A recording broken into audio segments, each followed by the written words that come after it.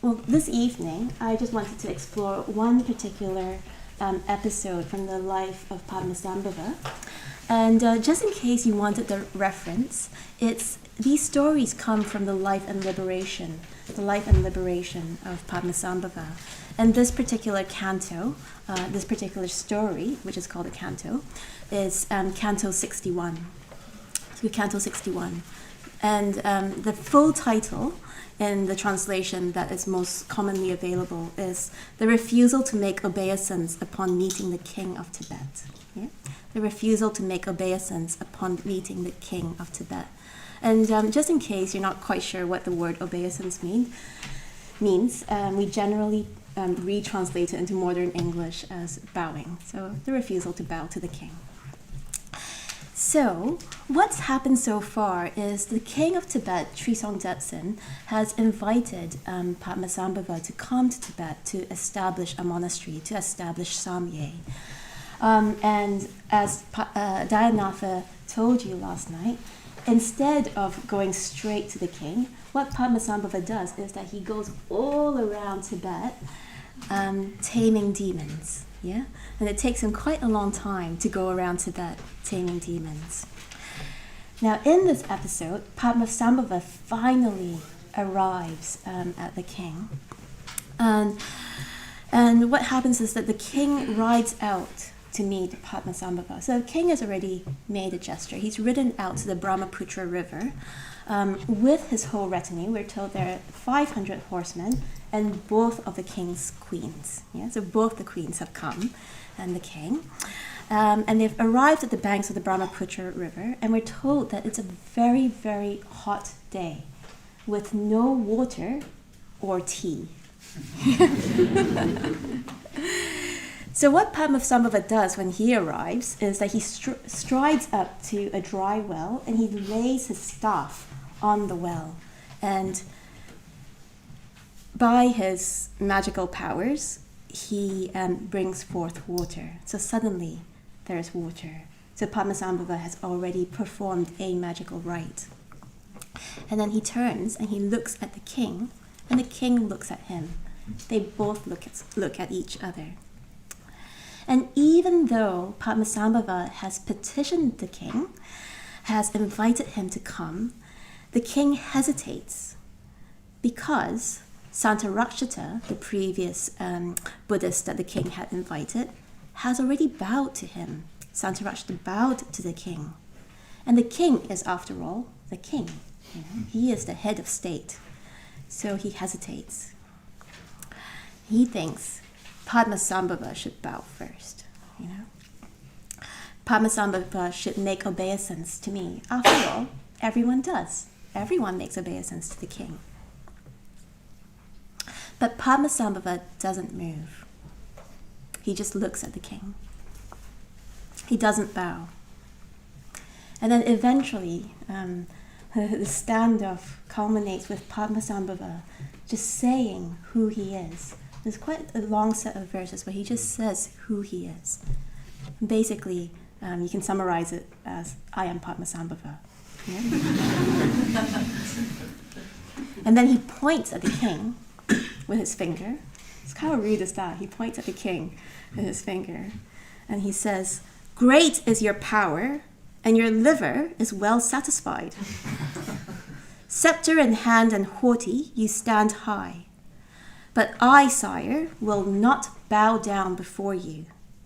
And as he spoke, he turned his hands, and these magical flames flashed forth from his fingertips. And the king's robes, all the ornaments that he was wearing, were burnt off. And then the whole retinue bows to Padmasambhava. Okay? So that's the story. Joseph Campbell, the American writer who wrote about comparative myth and religion, he says, myth is something that never happened, but is always happening. It's happening all the time. Yeah? And on the very first day of the urban retreat, I was talking to a group of regulars in our basement shrine room, and I was talking about how these figures, these images of the Buddha, of Padmasambhava, even these lotuses, these images are maps. These are sort of maps on how to grow. What is the path to the awakened mind? And just like these images, these stories are also maps. And these stories are also trying to tell us the truth about life so that we might be able to realize the truth for ourselves. Yeah? So, who does the king represent? And I think it's really, really important that we're clear about that. Originally, when we put the YouTube titles up, and this was probably about a month and a half ago, we said "Refusal to Bow to the King" by Danayutta. And then a week and a half ago, I was going, oh no, oh no. Anyway. So the king in this story, the king represents the head of a group. Yeah, the head of a group. I'm using the word group in a very, very specific sense, in the sense that we use it in the Triratna Buddhist community. Bhante Sangharakshita, the founder of our movement, defines the group as a collection of people who are not individuals. There isn't really an English word for this phrase, not individuals. The Buddhist word for it is pratajana. Ordinary folk with ordinary concerns who conform to group values, groups such as family groups or political parties, maybe even the company that you work for if you're particularly devoted to your job, our style tribe, our football fan club, even our nation. And it's not really a bad thing in and of itself. Most of us want to belong. We have a drive to belong, and we want to be happy. It's innate to feel this longing to be part of something that's bigger than ourselves. But if we choose unwisely, it's limited. Yeah, it's limited. Because groups require us to conform. Groups operate or survive on power of the weak, power of the strong over the weak, on forces of our concern for our own reputation, of status, a fear of disgrace, perhaps. So pratajanas, ordinary folk, people who are not yet on the path to individualhood, are, I suppose you could contrast them with Arya, the word Arya, noble ones, or how we translate it in our tradition, individuals. Yeah? And individuals you have to remember that it is different from this thing of being individualistic. Yeah? Individuals neither conform to group values nor rebel against them. It's quite important. You neither conform to group values nor rebel against them. But sometimes it's very, very easy for us to think, well, I'm just not, I'm not part of that group. But actually what's happening there might not be that you are being an individual. It might be simply that you're rebelling against the group. Yeah?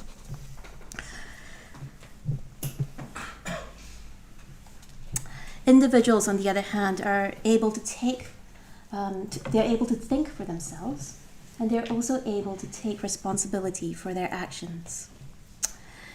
So individuals really are quite highly developed. It is quite a hard thing to be able to think for yourselves. I remember being on this one solitary retreat where I just suddenly realized that almost every single thing that I thought somebody else had told me.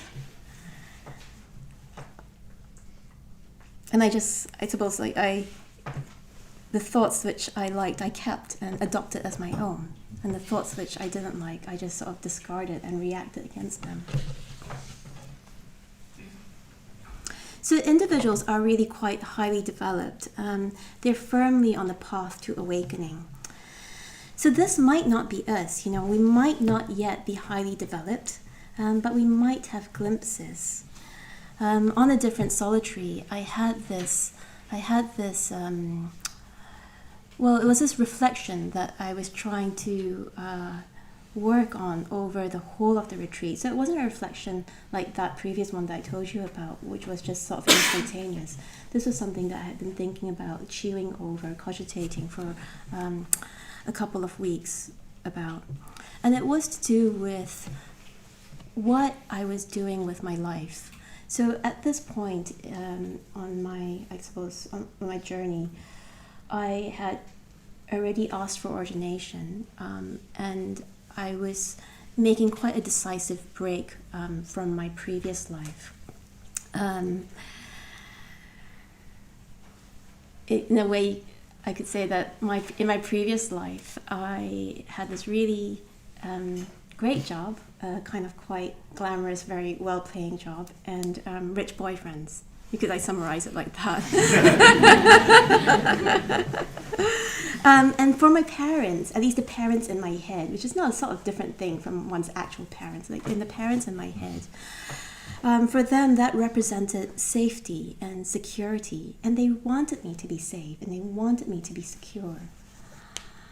And I knew that if I was going to take this Dharma path really, really seriously, it's not that I was going to renounce those things because they're bad, but it's just that I wanted to devote my energy to something else, something that I felt was truly worthwhile. Another way that I thought about it in my head was that, I don't know, there are lots and lots of people in the world who want to be good investment bankers, excellent investment bankers, but not many people who want to live on not very much and work for the good of the Dharma. Yeah. So that could be my contribution instead. And I knew that if I went down this path, I would disappoint my parents. And I was quite scared of that. I didn't want to disappoint my parents. But then I also realized that I needed to live my own life. So that was my glimpse of being an individual and not, simply being part of my family group. And I both had to take the step out of kind of what I knew, and also to be ready to take responsibility for what I was going to do. It's different from what I had felt before towards my parents, a kind of like, look what you've made me do, occasionally, not all the time. Okay.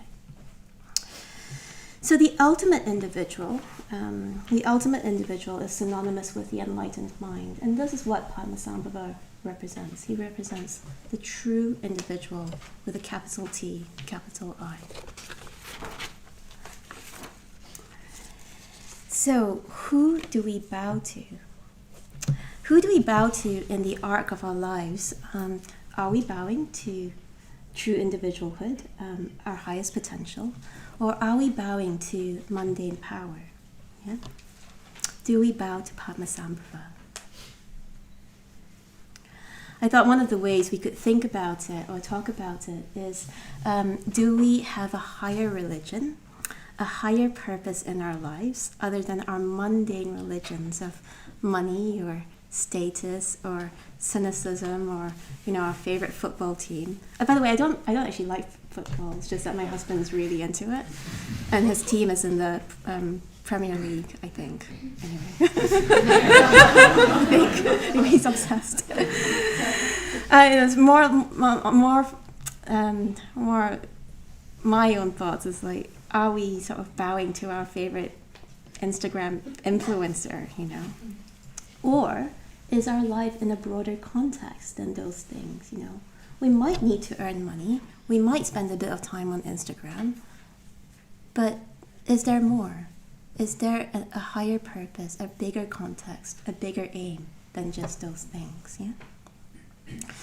In a way, this is what I really love about the urban retreat, because we kind of just go about our lives, but there is this context of spiritual inspiration, the sense that we can be more. that we can enact this more in our lives. And that's what we've been doing on this urban retreat. We've been enacting, finding structures for more. So if we're doing something harmful with our lives, if our livelihoods depend on this, doing something that is actually hurting ourselves or hurting other people, or what we spend quite a lot of our free time doing are things that hurt ourselves or hurt other people, we might actually need to stop. But for most of us, bowing to Padmasambhava and not the king isn't about cutting off bits of ourselves. Just like I said earlier around confession. Most of us, instead of trying to get rid of parts of ourselves, will find it much, much easier, much more positive, much more inspiring to cultivate a vision of this higher, bigger, broader, more elevated integrating principle. Something that can really contain all of our interests and all of our volitions, so that we don't lose the energy. We take the energy with us, but we refine it. One of the things that we've been exploring this week in meditation and also on our emails, by the way, you can catch up on these videos on our YouTube. One of the things that we've been looking at is spiritual potency, the Iddhipadas. And these bases of spiritual potency starts with interest. If you aren't interested in the spiritual life, there's no way there is potency. We actually need to start with what we're interested in. So if you're really interested in football, or if you're really, really interested in Instagram, why? And then can you harness that energy and redirect it so that you fall in love with the path of practice? Yeah? I think in my own life, how I see this is ambition. I am quite an ambitious person. I don't really know why. I was sort of born that way, shaped that way. I grew up that way. I'm just the sort of person that wants to do things and accomplish things. And in a way, that has stood me quite well, My parents, being Chinese parents, are cultivated in me lots and lots of discipline. Ballet at 4 years old, started an instrument at 6. All Chinese people play instruments, by the way. I've got a niece and a nephew, and my nephew dutifully just like, well, my niece quite likes it, but I've got 2 master's degrees, and I was really, I really wanted to climb the career ladder. I think partly because I just thought, I'll just become the vice president when I'm 27, and then I'll get married, and then I'll just have lunch. That was the sort of life I wanted. I don't know why. And sometimes I think we can have this misconception that being ambitious is unspiritual. And I do wonder if that is a bit of a, I don't know, perhaps even a Christian view, I don't know. But in Buddhism, ambition isn't really seen as necessarily bad. It's about energy. And it's fine to have energy. In fact, we need energy. We need energy if we're going to be able to work with ourselves, work with our minds. We need energy if we're going to, take on the bodhisattva ideal to save all beings. Yeah? That takes energy. What we want to be able to do is to harness that energy, to redirect it. Okay.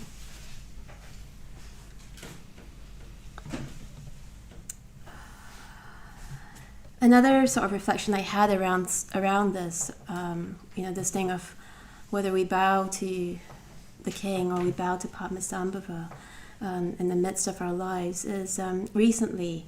So I run a couple of study groups, and one of them, this lovely woman called Brenda, asked in the group, "Why are you so busy?" Yeah. So we were studying the Metta Sutta, which is the story from which the Metta Bhavana meditation practice comes from. And Brenda asked me, why are you so busy?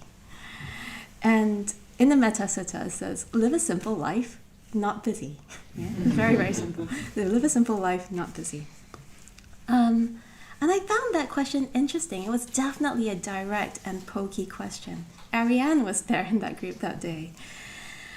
And I really am glad that she asked me that pokey question, because I think I discovered something about myself in answering it, which is I do a lot. It is true that my life can be very, very full. I do a lot. But also, I realized that I very rarely feel depleted. And I think it's because most of my energy is going in one direction, so I'm not scattered. I've got this very, very fortunate, extremely fortunate life where I work with friends. I work for a Buddhist charity. I live in a women's community just across the courtyard upstairs. And then in my free time, I'm here at the London Buddhist Centre. And all of those things go in one direction. Yeah. And the things that I do give energy to also give me energy in return. Most of the time, yeah. Most of the time, they give me energy. I enjoy what I do. And even the things that I don't enjoy, I know why I'm doing them. And I know that they sort of serve this integrating principle of the Dharma life. They serve a higher purpose. Okay. So that's to do with the arc of our lives. But our lives are also made up by moments. Yeah? There is also the moment-to-moment experience. What are we doing from one moment to the next? In each moment, does Padmasambhava bow to the king? Or does the king bow to Padmasambhava?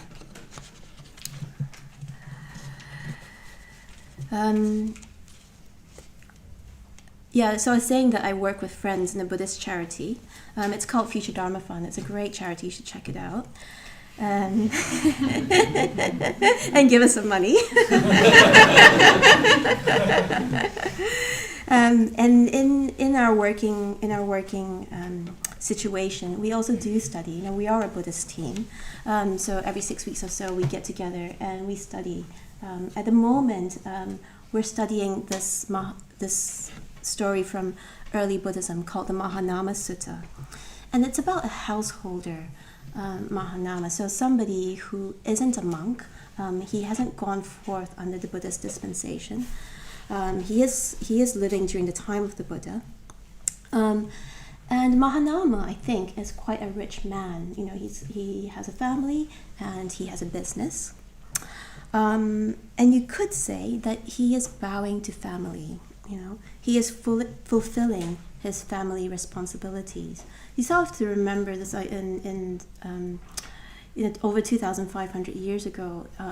If you are a rich person in these traditional societies, many people will be dependent on you. Yeah? Many people would have been dependent on Mahanama.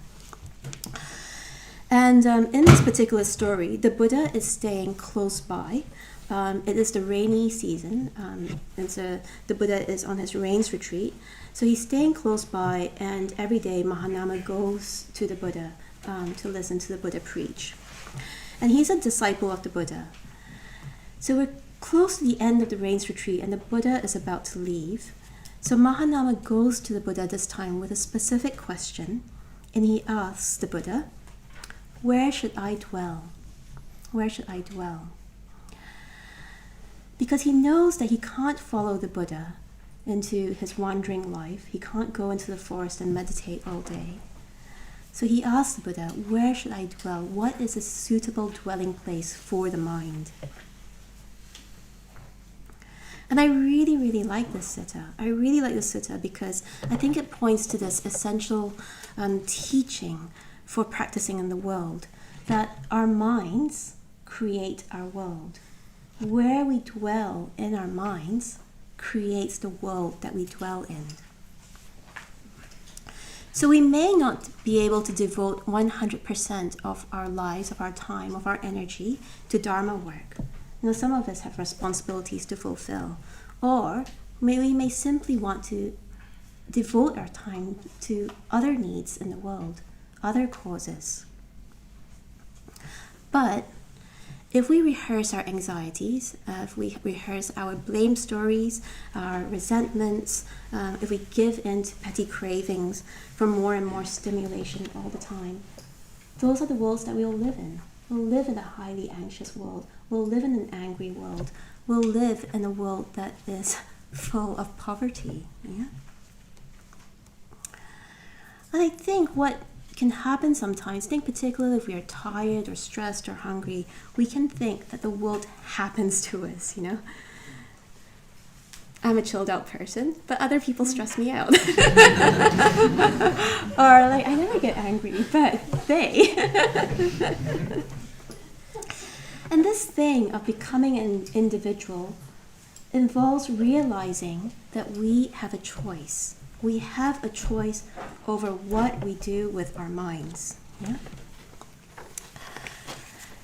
With meditation, we're able to learn to be a bit more selective of our thoughts.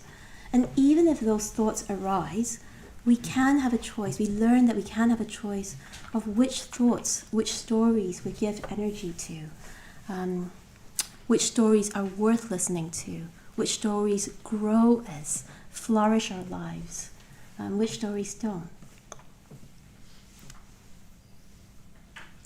Actually, the whole genesis of this talk was when I was on retreat earlier in June. I asked the other leaders if I could give this talk because I had this very, very particular experience on retreat. So I was on retreat with one of my meditation teachers at this beautiful retreat center in Sussex. And it was a short retreat. It was only a week-long retreat. And I knew that was going to be my only retreat before I go again in October, which, 4 months is quite a long time to not be on retreat. So I was trying to take this retreat really seriously. On the first day, I decided that I wasn't going to read. And in my spare time, I was just going to sit on the bench and drink tea, which, for somebody who lives a very busy life, it's extremely difficult. But I did do it. I really, really stuck to it because that retreat was so important to me. And then one day, Padmasambhava was on the shrine, and I was sitting in meditation, and it was the morning sit. And I realized in the morning sit that, oh no, the week before I had gone to see my osteopath, and I had forgotten to pay him. And, he'd probably been already waiting maybe 4 days for me to pay him by that time. And I still had quite a lot of retreat to go. And I just felt terrible. And these things on retreat can weigh on you because there's so little input. There's so little other input. These things become a really big thing. So it was hard in that moment, just trying to decide what the skillful thing is. Because it is important to pay people, it's not good to carry debt. Yeah, it's not good to carry debt, especially if you have the money. It's important to, I guess it's a form of stealing, isn't it? If you don't pay your debts. So I didn't want him to be paid, and in that moment, I was sitting there, meditation teacher in front of me, in a meditation session with a whole lot more meditation. At that particular retreat center, by the way, this is a really, really important tip. It's quite good to go to that retreat center because the reception is terrible. The phone reception is absolutely terrible. And there are very, very few places these days where the reception is terrible. You should seek them out, especially if you've got poor impulse control. I just thought, I need to go online to be able to pay him. It's a bit of a faff because I need to walk around the site or walk up the hill to try to find reception.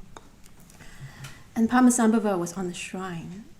And I just thought, what would it mean to bow to Padmasambhava and not to the king? And in that moment, I realized that to bow to Padmasambhava would mean not angsting about it all day in meditation. So that's what I did. I just made a decision that I was going to sort it out at the end of the day when everyone else had gone to bed. And for the rest of the day, I wasn't going to think about it. I would pay the debt so that I didn't have to think about it for the rest of the retreat, but I would also not spend any more energy thinking about it. Okay. And I did have a very good retreat. I did have a good retreat day and enjoyed the rest of my retreat. So I'm just coming to the end now. And Padmasambhava, this figure on the shrine, he's a figure with a wrathful smile. He dances naked in charnel grounds with naked sky dancers. Was it Wednesday? We saw quite a lot of nakedness. He pins down demons with thunderbolt daggers. He carries around severed heads on a staff.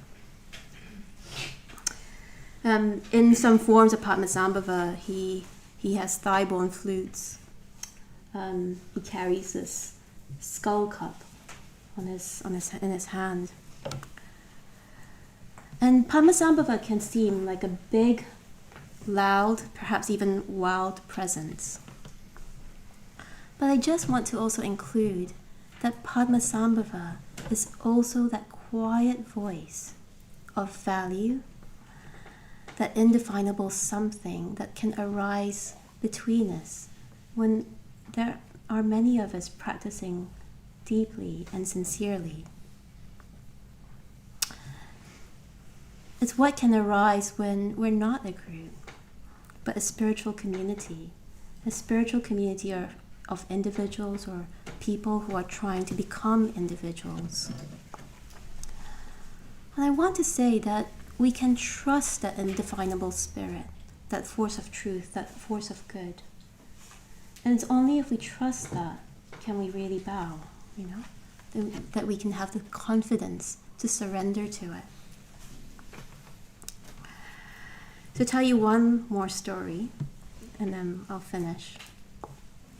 There's a story of my meeting with Bhante. I met him twice. Actually, I'm just going to pause that story and embarrass my friend for a while. So this is quite terrible. I didn't know that Mudachishri was going to come. She's sitting in the front, and she ordained me.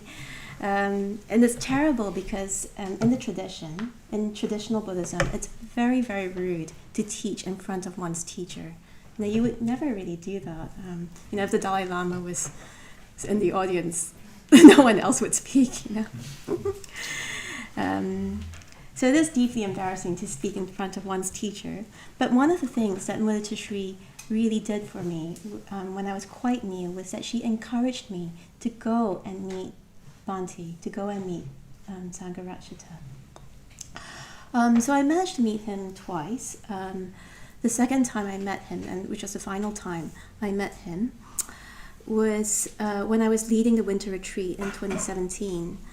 And I didn't know that I was going to meet him. And I was really, really embarrassed because I turned up in his sitting room without a gift, because I didn't know I was going to meet him. In fact, I only knew that very, very morning that he could meet me. I had no gift, and what was worse was that he had a gift for me. I turned up and he said, I heard you're leading the winter retreat here, have this. And he gave me this little pouch for my kesa. And then we talked, and I told him about the retreat, and we talked about one particular retreat, and we talked about Green Tara. And then at the end, he's quite good at kicking you out of his room. You definitely know when it's time to go. At the end, I so wanted to actually get onto my knees and to touch my head to his feet, Indian style. He had lived in India for many, many years. And in fact, I had done that with other people who I respect in India. But in that moment, I wasn't an individual enough. I was held back by convention and culture and context. And I really regret that. I really, really regret not expressing my gratitude in that way. Because here's a man who's given me my life. And I wanted to give him mine. I did. So we may not be able to surrender to Padmasambhava, not quite yet. But I think what we can do is to really practice so that one day we can.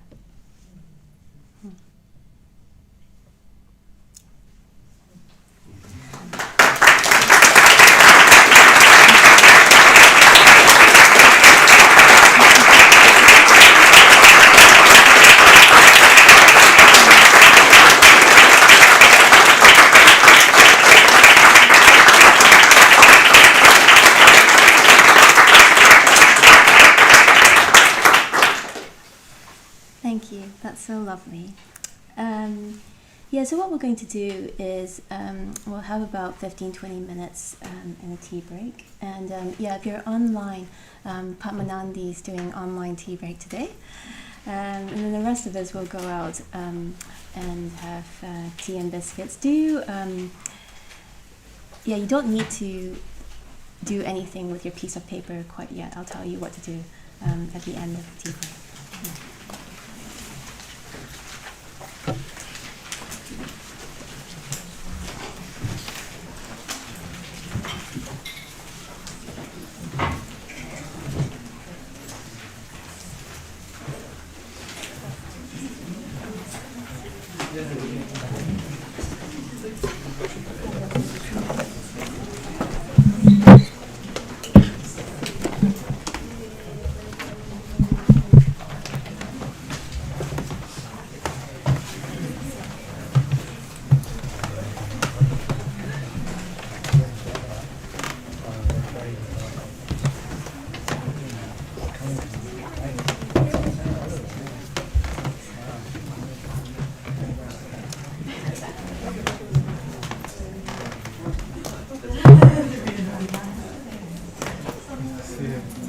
Thank you. Who's this guy that you talked about?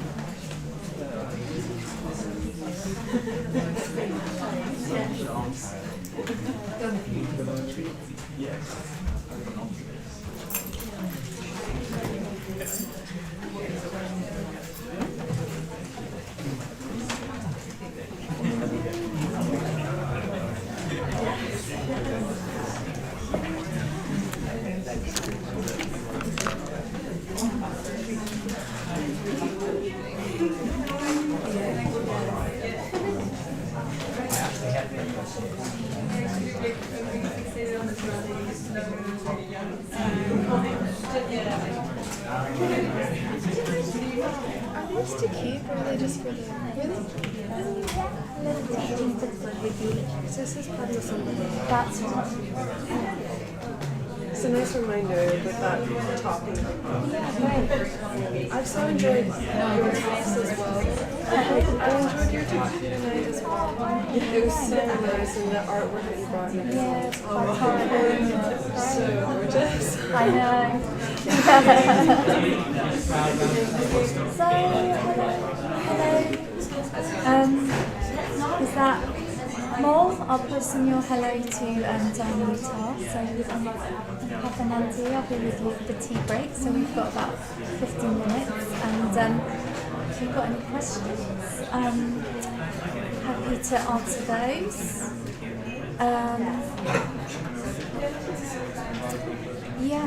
So we've got a question here. What are your thoughts on animal sacrifice in some religions? Do you think it's cool? I don't know about that. I've not heard about animal sacrifice in religion.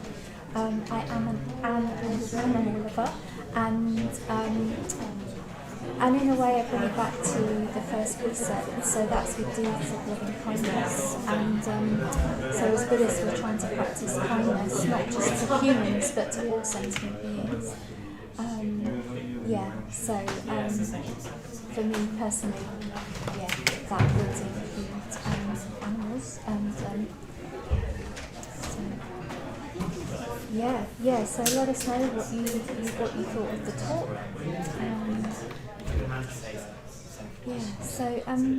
Maybe I'll share with you some of the things that are coming up at the centre. So those of you that have joined us for the urban retreat, I'm finishing tomorrow. We'll be online again and in person with meditation at 7 o'clock in the morning, and then we'll have breakfast together. So if you can come in person, we've got special breakfast, special request from Danayutta, vegan person, and then we will have a closing ritual. So, yeah. And then on Sunday is Padmasambhava Day.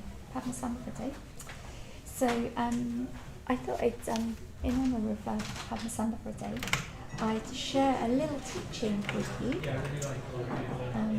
So another reason to come is because we're giving out, it's probably a bit too small, but there's these little cards with an image of Padmasambhava, and we're giving out teachings. And this one says, and some of you are probably really aware of it, to begin with, pay urgent attention to impermanence.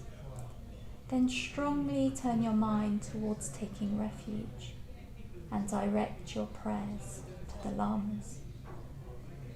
These are the preliminaries without which no means exists. After that, disposing yourself physically to be calm, as in an empty house, the raindrops slowly gather. Relax. Do not force your mind or body. Since the tranquility of shunyata is the foundation, by forcefully turning your mind to emptiness, you chase misconceptions. In the thoughts which arise, understanding will come without doing anything. Again and yet again, work on whatever estranges you from meditation. So there we go. There's a little teaching from Padmasambhava. Maybe not so little teaching, actually. It's quite packed, isn't it? So shunyata is a metaphor for emptiness, the emptiness of all phenomena.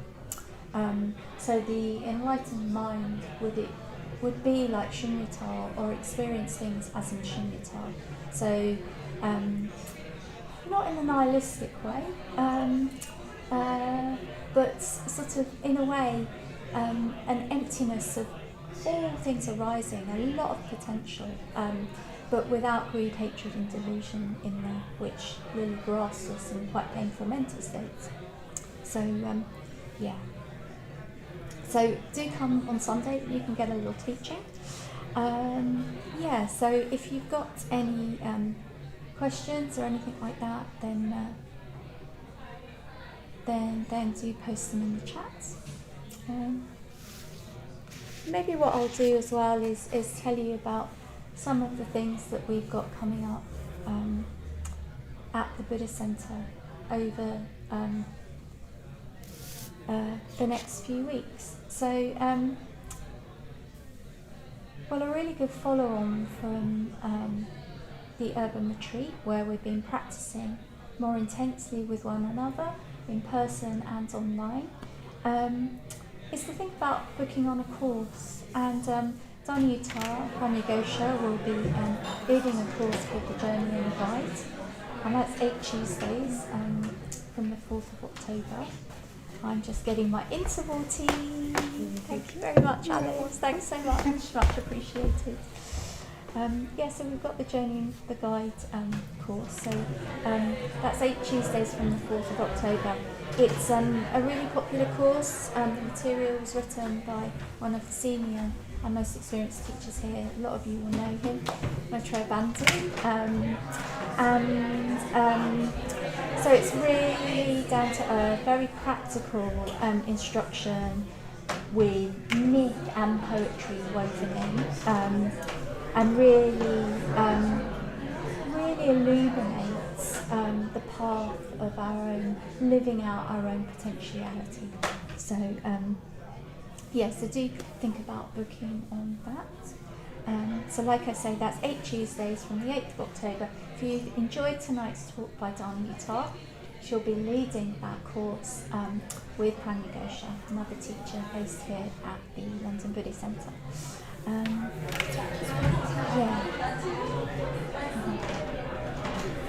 then you might want to think about some retreats we've got coming up shortly. So we've got, Ariane was telling me yesterday that there is a sub-25 retreat coming up very soon, in a couple of weeks. There's spaces on that, and that's at our retreat centre in Suffolk, the Drasana. So that's, if you're under 25, you might want to book on that. And then from the 7th to the 14th of October, we've got Sangha Intensive, and that I think is being led by Manas and Vayanandi, 2 experienced teachers, and there'll be lots of meditation input, talks, and real opportunity to deepen practice through longer periods of silence. And it's apparently the retreat is focusing on the teaching around the 4 reminders. This human life is precious, and that's a week. That's the 7th to the 14th of October. So there's a couple of things coming up over the next couple of months. The Drasana is always a lovely place to be in the autumn. There's a big lounge with lots of windows and space, and you can just sit in the lounge and look at the autumn colours in the garden.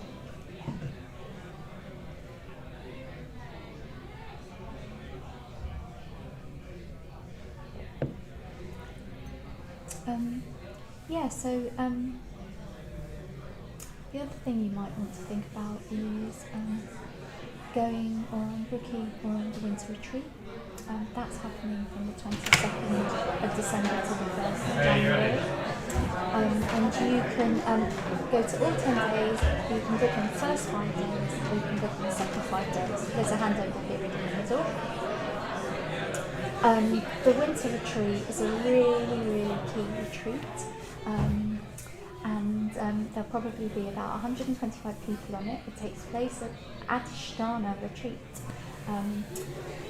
Centre in Herefordshire. Again, it's surrounded by beautiful countryside, and many people, it's their first experience of being on retreat, and a lot of friendships are forged on that retreat. It's really quite a special time, and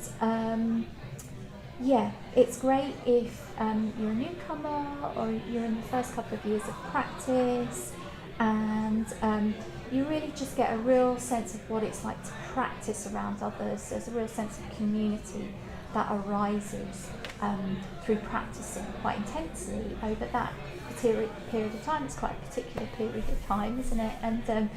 And you can step away with others and just really share in practice, and have time meditating, listening to some personal talks, and also experiencing ritual as well.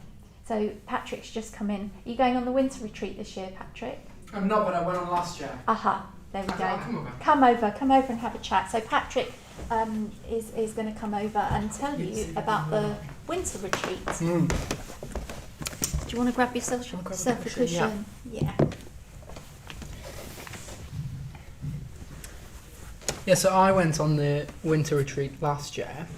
I was on the team for the winter retreat last year at Adhisthana. and it probably had, well, it definitely had a very strong effect on me. You know, I sort of went from really enjoying coming along to the centre, sort of knowing that it was something that I wanted to do more.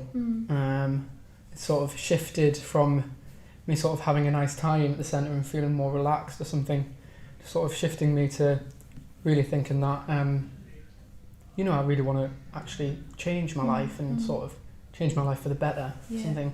Sort of deepening of commitment. Or Yeah, something. definitely. Yeah. Can really have that effect, can't it, as well?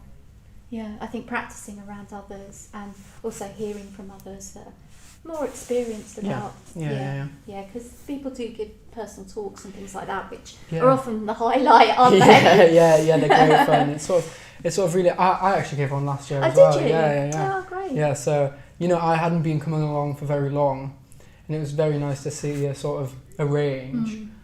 So I gave one of those personal talks alongside some of my friends who had been around for 5 or 6 years. And it was nice because we were both there giving a talk, but our experience was so different, but it was sort of held in the same space, and it was really it was really powerful. And people still actually talk to me about it.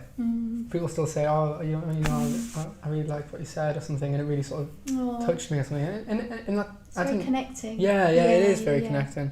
And it's interesting, isn't it, that we all can live very, very different lives. And it sort of touches in on that point that I think Danayutta was trying to make about being an individual. It doesn't have to look, the Dharma life doesn't have to look a particular way. Yeah. And in a way, we need to find a way of living our life that fits with our values and our potential. And so it's not this sort of homogenous lifestyle. Yeah, definitely. And I think the understanding that you want to grow being primary in the sort of the desire for that commitment becoming first is sort of what's important. You know, people have lots of different life circumstances, like Danayutta was saying. You know, you do have to lots of people have responsibilities, and that's fine. But, you know, that's good in a lot of cases. So yeah, working out how you want to grow and what shape that sort of takes in your life. It's different for everyone. But you know, it's just as important for everyone to sort of work out what that is. Yeah, you know? exactly. Exactly. Yeah. It's nice to see you, Mol. Spoke to you the other night when I was chatting with such that's manners. That's nice. Yeah. So I was just thinking as well, we've got Padmasambhava Day coming up on Sunday. So the urban retreat's culminating in Padmasambhava Day, which is being led by Amalanandi and Yanadaya. And these festival days are usually really, really rich. I think it's going to start with storytelling and crafts. Interesting. In the morning. Space for meditation and ritual. And there'll be a talk by an experienced female practitioner called Jyotismati in the afternoon, and then it will culminate with a puja and mitra ceremonies. Mitra ceremonies, yeah. Which are always really lovely, aren't they? Yeah, it's really moving to sort of witness someone making that commitment to living that sort of Dharma life. Yeah, so that's Sunday. Sunday. So you can come in person, and it's going to be online as well, or certain portions of it. Certain parts of it, yeah. So we're going to have the invocation to Padmasambhava online in the sort of mid-morning. Which is going to be great, so I'd definitely tune into that. And then the keynote talk as well by Jyotismati is going to be on the it's going to be on YouTube, so do tune into that if you can't make it to the centre. Good. Yeah. Oh, Mol saying hello. Great. And we do still have one more morning meditation. We do. I mentioned that. So we've got morning meditation. Morning, which is on Zoom, which is on our website. I'll post a link to that. Great. In a minute. Yeah, sure. That's fantastic. And just to say as well that we are fundraising this week. We're offering the urban retreat. You don't have to pay to come along. But if you did want to give a donation, we are asking for £50. If you've given already, then thank you very much. If you want to make a donation, please do so. And yeah, it's going to support the Sangha space, and if you can come in person, there's a co-working space that's opened up next to the London Buddhist Centre. It's to support that, and yeah, so if you can give a donation, thank you very much. Thanks. So yeah, I think we're trying to raise £5,000 this week. £5,000 this week, yeah. Yeah, to support that space and just enable people. Well, at the moment it's this co-working space, and one of the things that I live quite close to the London Buddhist Centre, one of the things I've really enjoyed as I've been back and forth this week on the urban retreat is seeing people in that space. Yeah, it's been lovely, hasn't hasn't been open for the last couple of years. Yeah. So it's been really lovely seeing people tapping away on their laptops and things like that. So yeah. So I think that's us. So people are coming back in, and we're gonna do a puja now. So yeah. Thanks everyone. Nice to have you with us. Yeah.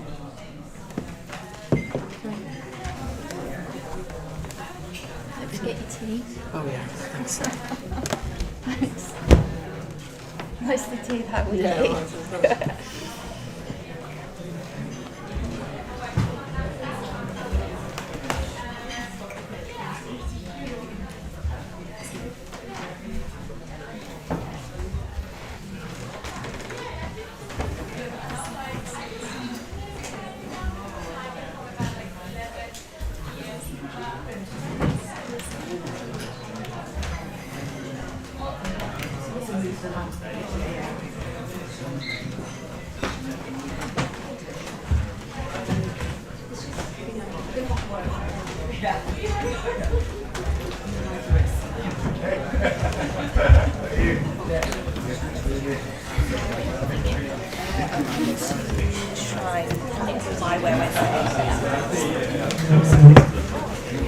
So I think quite a few people have come for the second half.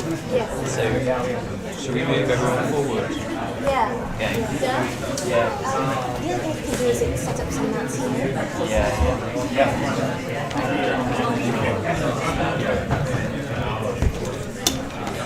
People have arrived, so if you'd like to move forward again.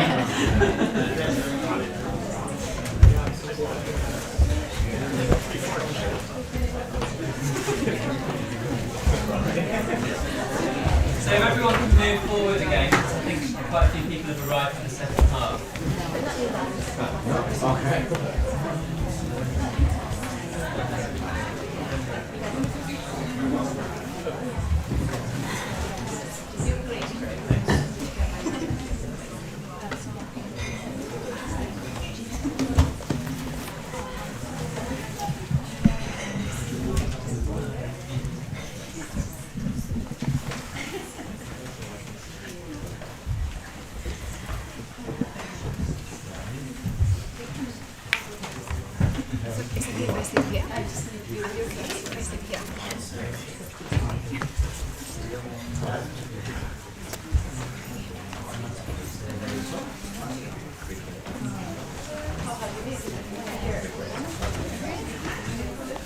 There's quite a few places over here, maybe move along.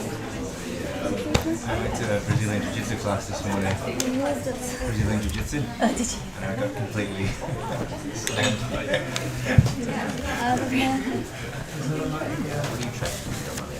Where do you train? Mobile.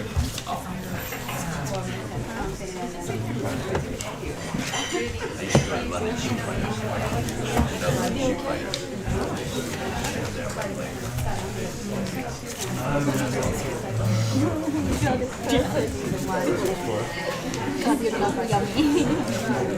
There is this one space.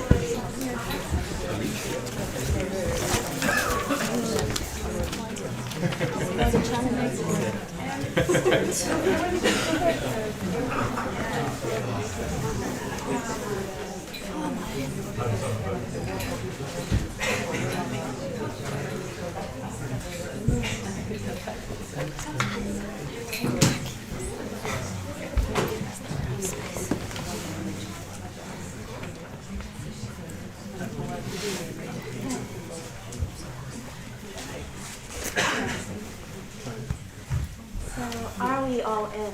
That's the question. Great.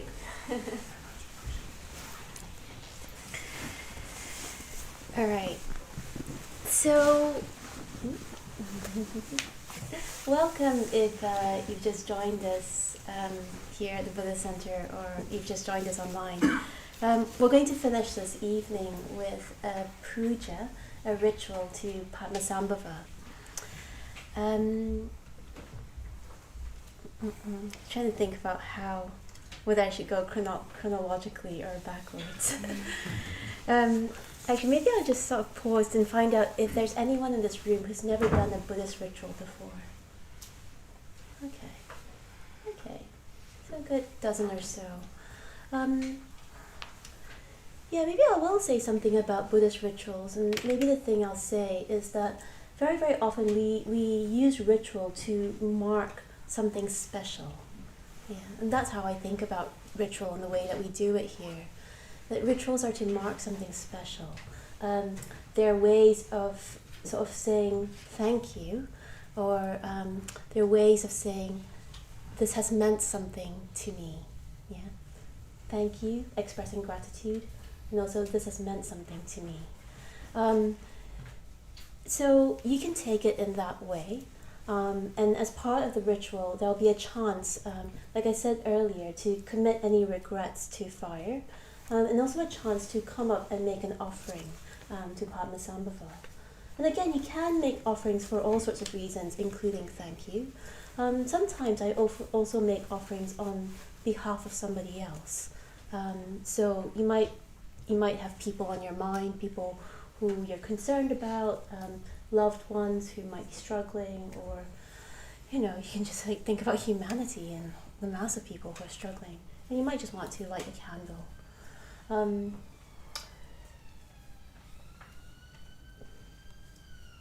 It's a very, very beautiful symbol, isn't it? Lighting a candle in the dark. Okay. So what will happen in this ritual is we'll do it in call and response. Well, most of it will be in call and response. Some of it will be in unison, for example, the mantras. And some bits you won't need to join in with. So if there isn't a pause, don't worry. You don't need to join in with that. Yeah. So what we'll do is, in a moment, when we start the ritual, Surya Naga is going to invoke Padmasambhava in Tibetan. We did this at the very, very start of the retreat, and usually you wouldn't really do it throughout the retreat. You wouldn't sort of do the invocation every day. Padmasambhava, once you've invoked him, he's arrived, and he's been here all this time. So I thought, because we're doing an extra special ritual this evening, just so that he's really present when we commit our regrets to the fire, I thought maybe we could just ask him again. So we invoke Padmasambhava, and then we'll do a few verses in call and response, and the final verse is blessings. It's quite a long verse, and at the end of that verse, Padmanandi will start the Padmasambhava mantra that we've been doing over the week. At that point, what you can do is you can come up to the shrine and make an offering, and take your bit of paper with you, the one that you wrote your regrets on. So bring that with you, but don't put it on the shrine. Take that with you out of the shrine room. So whilst we chant, we'll be making offerings and also moving into the courtyard, where there will be a chance to commit your pieces of paper to flames. And the ritual will end outside. So if you're joining us online, what I imagine will happen, hopefully will happen, is that the mantra will slowly fade away as more and more people leave the shrine room. And that will be the end of the online bit. If you're here at the London Buddhist Center, once all of us are outside and you've had a chance to get close enough to the fire, or as close as you want to the fire, we'll continue chanting the mantra, and then we'll allow the mantra to fade as we normally do. And we'll stay in silence. Obviously, it won't be completely silent because, this is Bethnal Green on a Friday night. But we can just sort of allow the mantra to sort of dissipate into the night. And we'll stand for a while. I'll bring the bell out with me. So I'll ring the bell 3 times. And then we can go and get our coat. And let's stay silent until we've got our coats and shoes on. And then we can say goodnight to each other. And then go home, sleep, wake up, do it all over again. Just kidding. Just come at 7 a.m. Yeah. Okay. Don't worry if you've forgotten all of that. The only person who needs to remember is me. Okay. So, settling.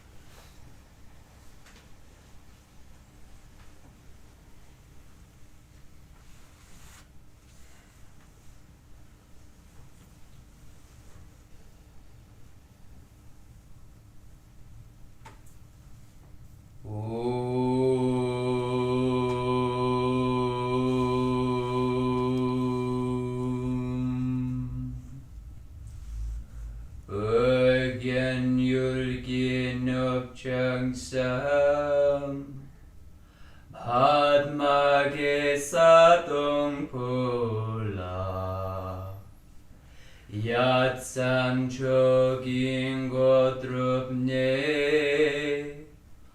Padmajumne shesudrak Kodu khandro mangpoko Keki jesudak drupki Chengi lapje sheksuso Guru Padma Siddhi Om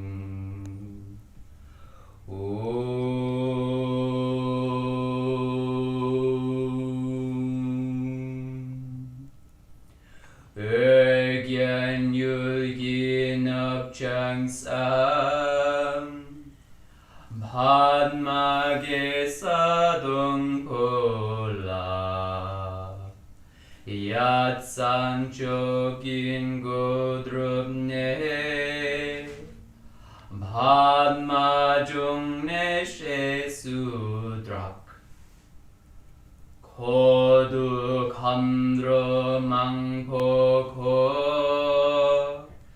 Keki jesudak drupki Chingi lapshe sheksuso Guru Padma Siddhi Om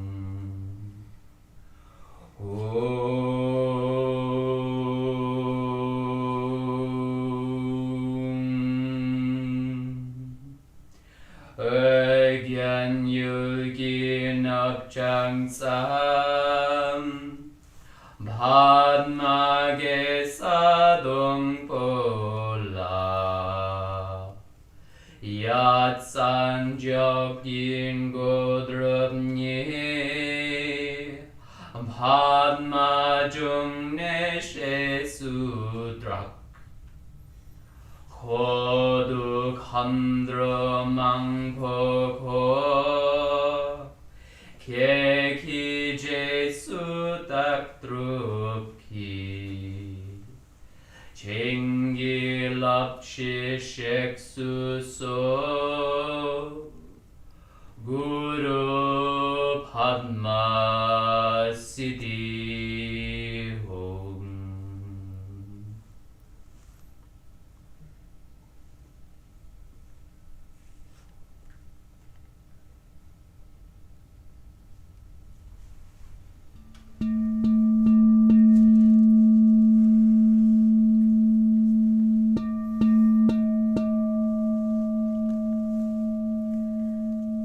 Puja to Padmasambhava of blazing light. Salutation. Salutation to Padmasambhava of blazing light. Salutation to Padmasambhava of blazing light. Who is free from origination, Who is free from origination, destruction and change, destruction and change, perfect in activity, perfect in activity, saving all living beings, saving all living beings, by means of self-existent compassion, by means of self-existent compassion, the essence of immortal wisdom body. the essence of immortal wisdom body. Offerings. With great fervor and fierce faith, With great fervor and fierce faith, I will always pay homage. I will always pay homage.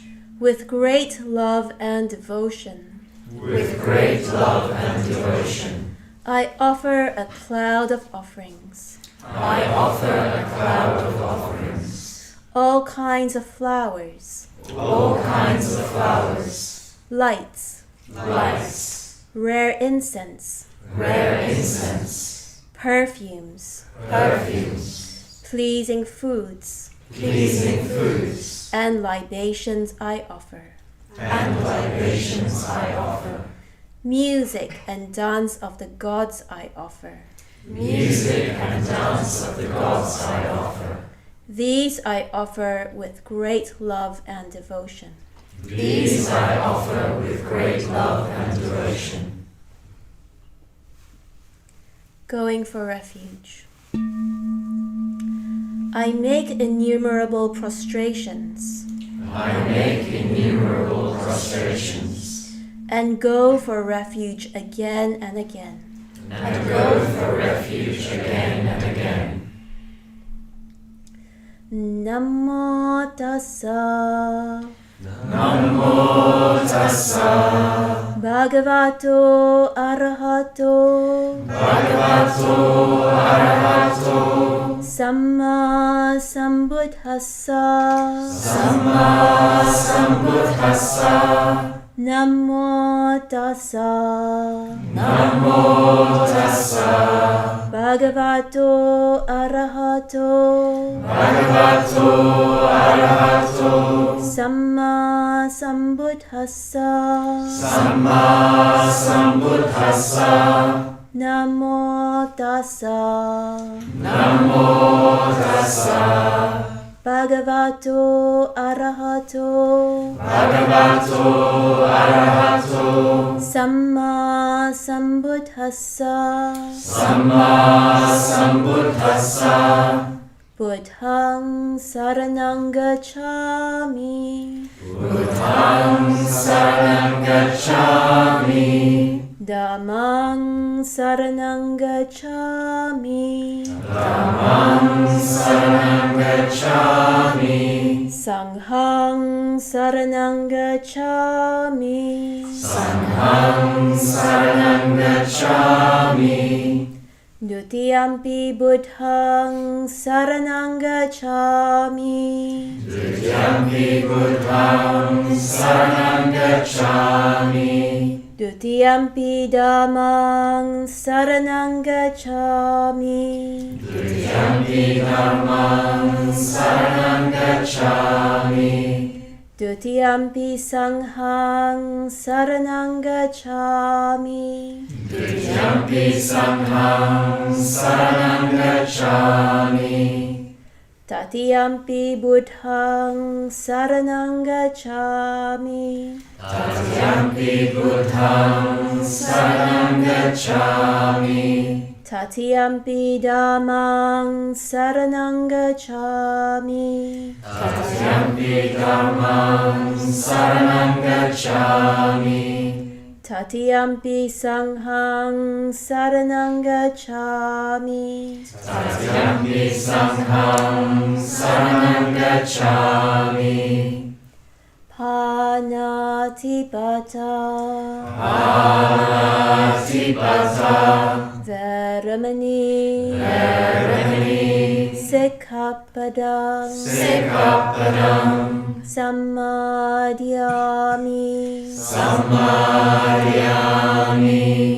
Adinadana Veramani Sikkhapadam Samadhyami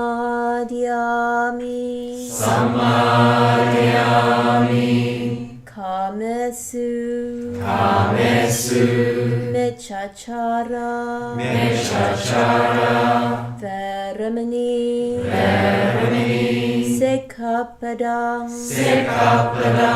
Samadhyami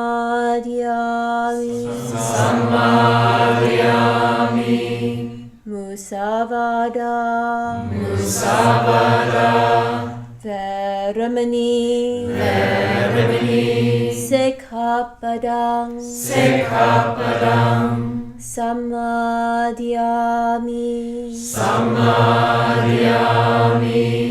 Suramerya Maja Hamadatana Veramani Sikkhapadam Samadhyami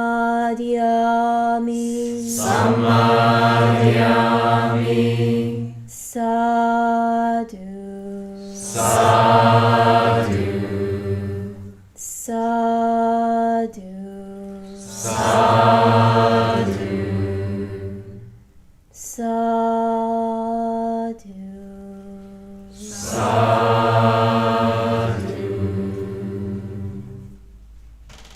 With deeds of loving kindness, I purify my body. With open-handed generosity, I purify my body. With stillness, simplicity, and contentment, I purify my body. With truthful communication, I purify my speech. With mindfulness clear and radiant, I purify my mind.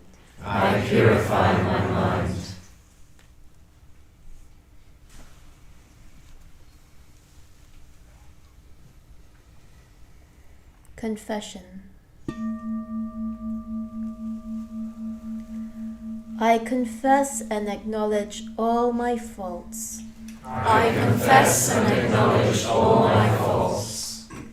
Especially the fault of letting go. The hook of your compassion.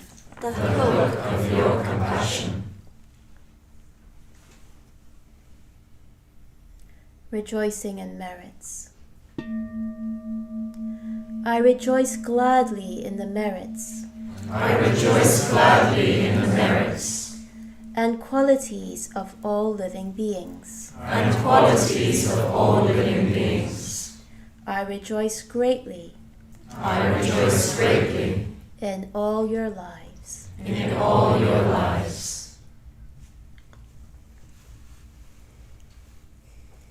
Entreaty. Having now a pure and joyful heart, I ask for your blessing. That the deep and broad Dharma descend upon me like rain. May all beings through this follow the path to liberation. Bless all beings under the sky. by drawing them towards wisdom. By drawing them towards wisdom.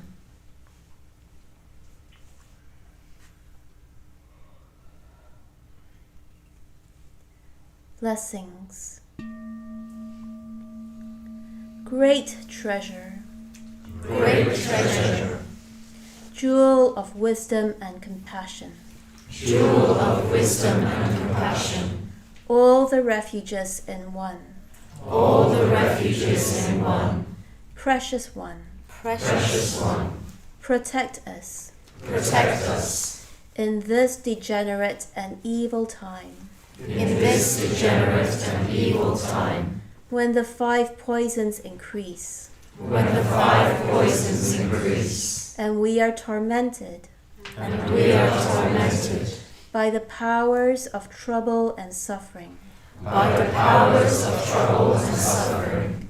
Look upon us with compassion, Look upon us with compassion, and in your love, and in your love, bless your sons and daughters. bless your sons and daughters. From your pure mind From your pure mind comes waves of compassion. comes waves of compassion. With a faithful heart, With a faithful heart, I ask for your blessing. I ask for your blessing. Show me quickly your signs and masks. Show me quickly your signs and masks. Reveal the full moon of your face. Reveal the full moon of your face. Grant cities, Grant cities, ordinary and supreme.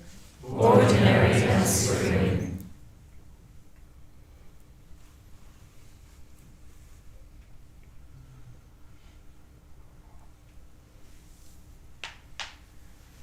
Om Ahum Vajraguru Padmasambhava Hum. Om Ahum Vajraguru Padmasambhava Hum. Om Ahum Vajraguru Padmasambhava Hum. Om Ahum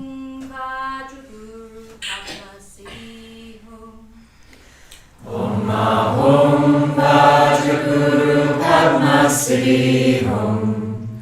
Hum. Om Ahum Vajraguru Padmasambhava Hum. Om Ahum Vajraguru Padmasambhava Hum. Om Ahum Vajraguru Padmasambhava Hum. Om Ahum Vajraguru Padmasambhava Hum. Om Ahum Vajraguru Padmasambhava Hum. Om Ahum Vajraguru Padmasambhava Hum. Om Ahum Vajraguru Padmasambhava Hum. Om Ahum Vajraguru Padmasambhava Hum. Om Ahum Vajraguru Padmasambhava Hum. Om Ahum Vajraguru Padmasambhava Hum. Om Ahum Vajraguru Padmasambhava Hum. Om Ahum Vajraguru Padmasambhava Hum. Om Ahum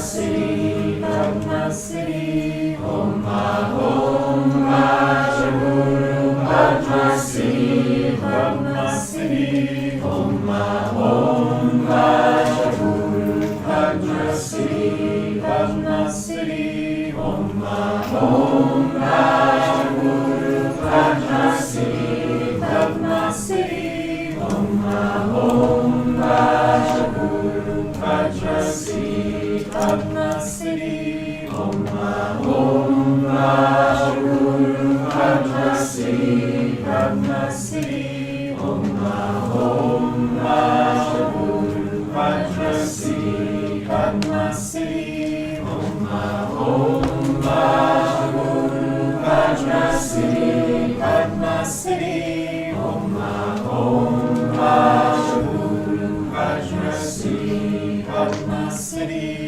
Om Rajaguru,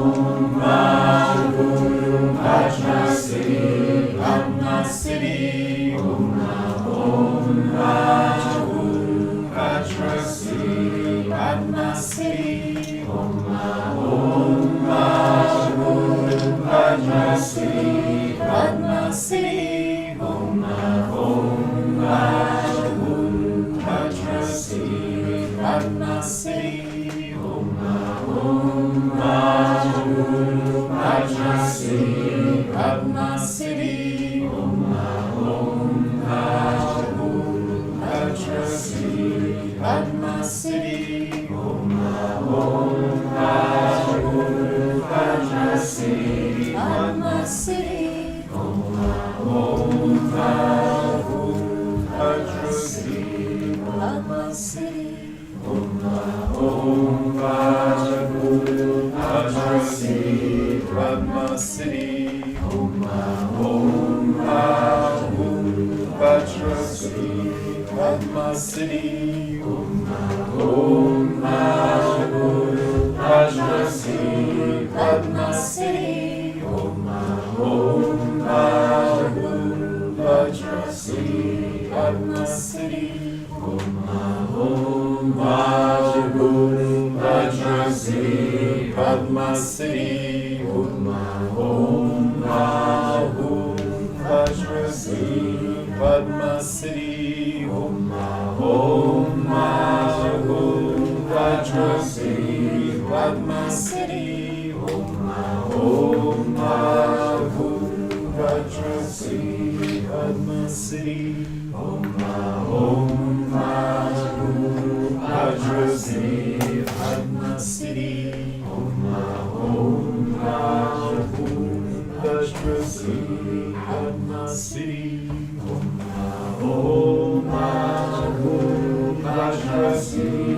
Padma Siddhi, Om Rajaguru, Padma Siddhi, Padma Siddhi, Om Rajaguru, Padma Siddhi, Padma Siddhi, Om Rajaguru, Padma Siddhi, Padma Siddhi, Om Rajaguru, Padma Siddhi, Padma Siddhi, Om Rajaguru, Padma Siddhi, Padma Siddhi, Om Rajaguru, Padma Siddhi, Padma Siddhi, Om Rajaguru, Padma Siddhi, Om